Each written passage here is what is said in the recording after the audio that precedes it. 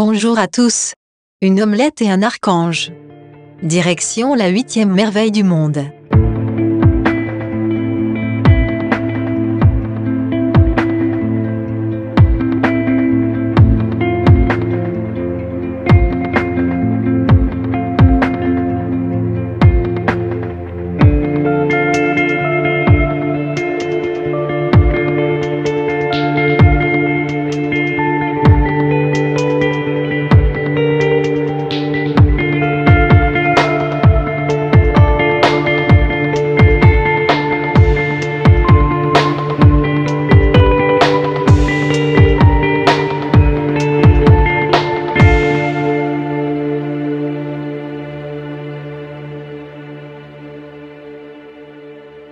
Alors pour être allé plusieurs fois au Mont-Saint-Michel, je trouve que sans aucun doute c'est beaucoup mieux maintenant avec cette passerelle, ce système de navette, l'arrivée est magnifiée.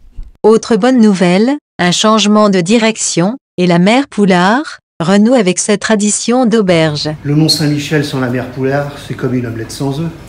C'est un peu ça, effectivement, c'est un peu ça. Depuis 1888, la mer Poulard est à l'entrée du Mont-Saint-Michel, ravive les convives, a déjà nourri depuis pas mal d'années à la fois les touristes et avant que ce mont soit touristique, les pèlerins.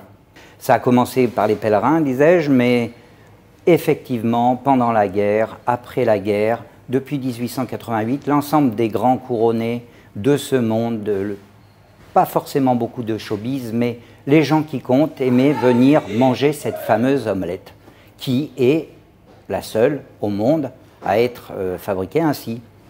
Alors ça tombe bien parce que c'est aujourd'hui que tu me révèles enfin le secret de l'omelette. On peut toujours rêver. On peut toujours rêver. À vrai dire, ce n'est pas un secret.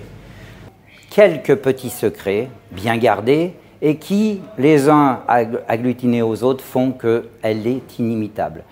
Il y a l'œuf, avec le même fournisseur d'œufs depuis 1903. Il y a le battage, il y a l'essence du bois, il y a la cheminée, il y a effectivement la teneur en cuivre des culs de poule. Je veux dire, beaucoup de choses. Et c'est ce qui rend, on va dire, l'assiette inimitable. Puis il y a une technique aussi pour battre l'œuf. Bien sûr qu'il y a une technique et nous n'avons pas moins de 7 omelettiers qui ont un rôle primordial. Hormis le fait de se faire photographier et de jouer les stars, en tout cas, ils vous ravivent dans les assiettes puisque l'ensemble des omelettes consommées passe par cette cheminée. On ne peut pas aller au-delà de 25 en simultané. Elle est venue petit à petit à cette recette qui, aujourd'hui encore, est connue dans le monde entier. Vous avez l'omelette au foie gras, vous avez l'omelette au lard, vous avez l'omelette au saumon, mais vous avez l'omelette à la coquille Saint-Jacques. Je veux dire, on a quasiment tous les produits du terroir, et Dieu sait que dans le sud de Manche, on est aidé par ça, de tous les produits qui font réellement le terroir français. Alors il y a le débat sur Normandie-Bretagne, l'omelette elle est faite au beurre ou au beurre salé? Au beurre salé. Vous la voyez?